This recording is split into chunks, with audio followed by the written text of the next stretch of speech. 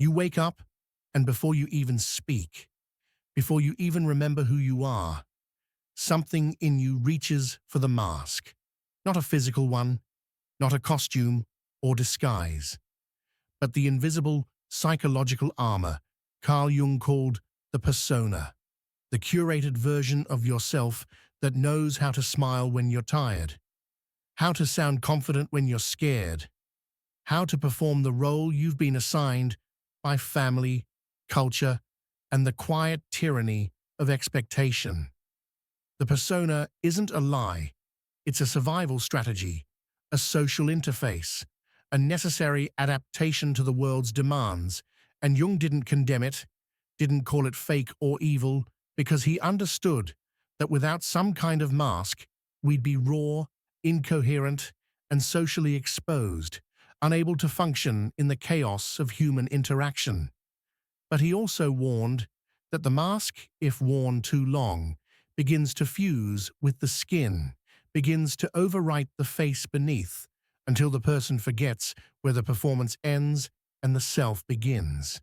This is the danger of identification, when the persona becomes not just something you wear, but something you believe, something you defend, something you build your life around, and in that moment, the true self, the unfiltered, unperformed, uncurated essence of who you are, begins to suffocate, not because it's weak, but because it's been buried under layers of applause, approval, and algorithmic reinforcement.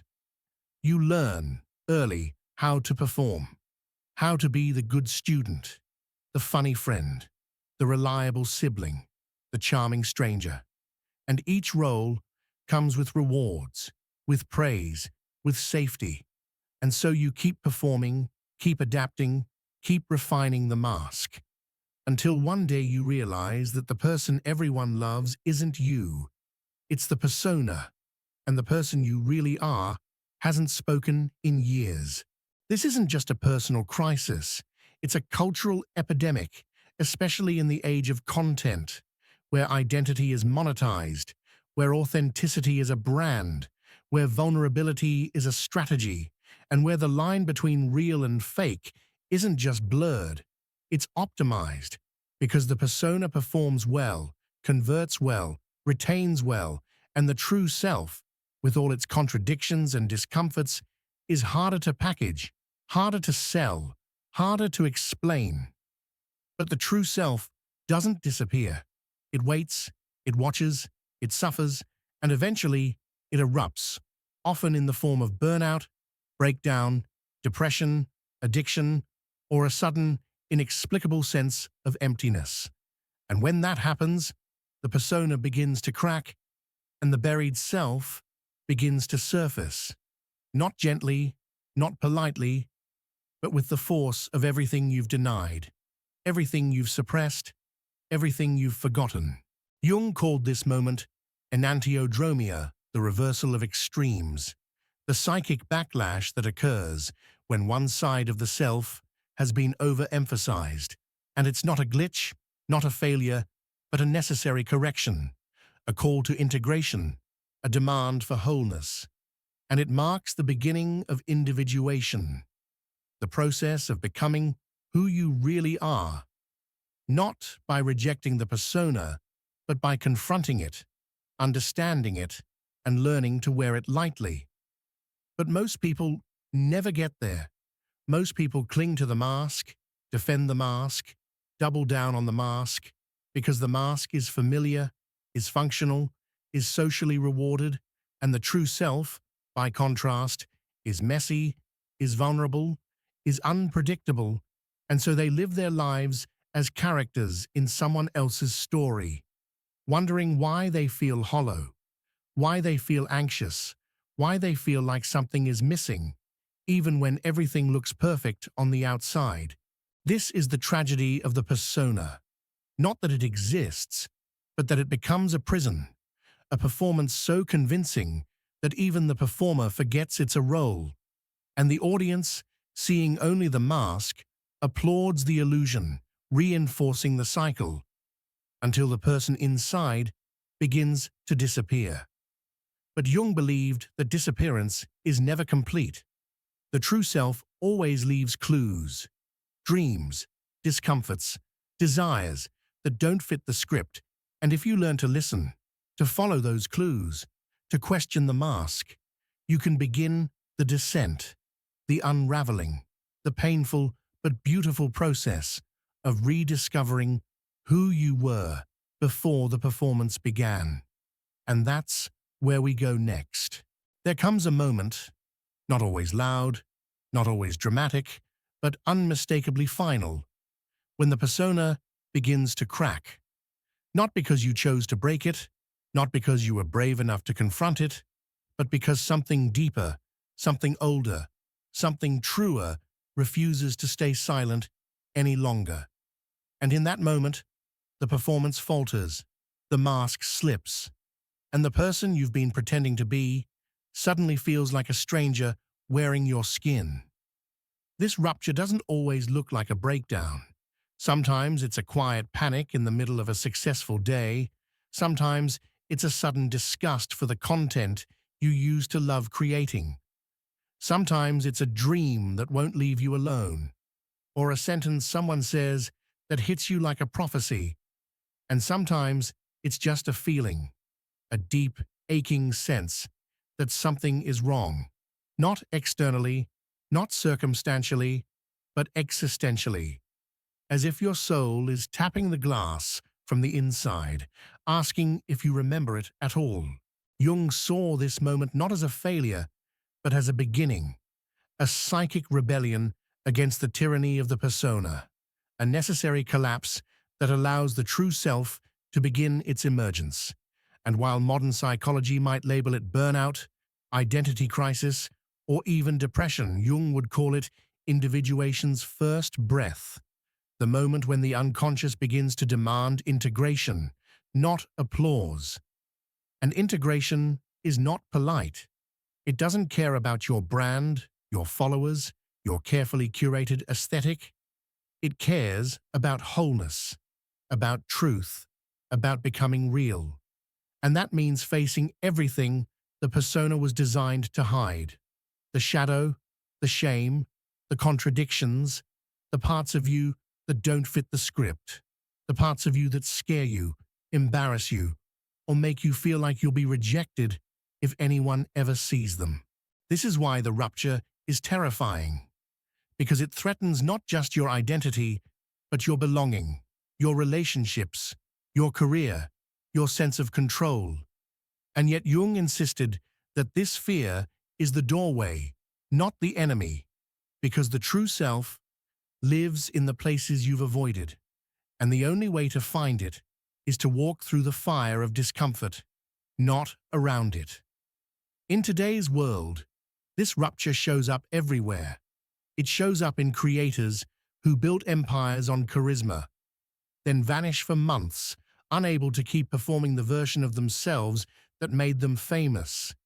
It shows up in professionals who climb the ladder, hit every milestone, and then wake up one morning unable to get out of bed. Not because they're lazy, but because they've realized the ladder was leaning against the wrong wall. It shows up in teenagers who've spent years masking their neurodivergence, their queerness, their emotional intensity, only to find that the mask has become a prison, and the person inside is starving. It shows up in parents who've sacrificed everything for their children, only to realize they no longer know who they are outside the role. It shows up in you, in me, in anyone who's ever traded truth for safety, and now feels the cost in their bones.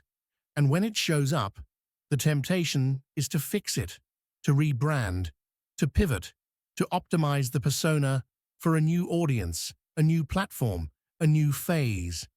But Jung would say, that's just another mask, another performance, another delay. And what's needed is not a better persona, but a deeper descent. Because the rupture is not a glitch, it's a summons. It's the unconscious saying, you've gone far enough in this direction. Now it's time to turn inward.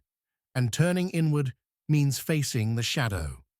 Not just the darkness you fear, but the light you've denied, the talents you've suppressed, the dreams you've abandoned, the truths you've buried under politeness, professionalism, or perfectionism. Jung believed that the shadow is not just the ugly parts, it's the rejected parts, the parts that didn't fit the persona's narrative and therefore got exiled. And the process of integration means inviting those parts back in, not to dominate, but to dialogue, to listen, to learn, and to become whole. This is not easy. It's not fast. It's not glamorous. But it's the only way to stop performing and start living. And in a world that rewards performance, that monetizes identity, that turns authenticity into a commodity, this process is revolutionary because it means choosing truth over traction. It means choosing depth over dopamine. It means choosing the long, slow, sacred work of becoming real, even if it costs you everything the persona helped you build. And yes, it might cost you followers. It might cost you approval. It might cost you relationships that were built on the mask, not the face. But what you gain is something the persona could never offer: peace, clarity, integrity, and the quiet, unshakable joy of knowing that the person you are is not a role, not a brand, not a strategy, but a soul. And that soul is not perfect. It's not polished. It's not always easy to understand. But it's yours, and it's waiting. If the persona is the mask we wear to survive, and the rupture is the moment that mask begins to crack under the weight of everything it was never meant to hold, then integration is the slow, sacred, and often painful process of gathering the broken pieces, not to rebuild the mask, not to return to the performance, but to finally become the person who was buried beneath it all along.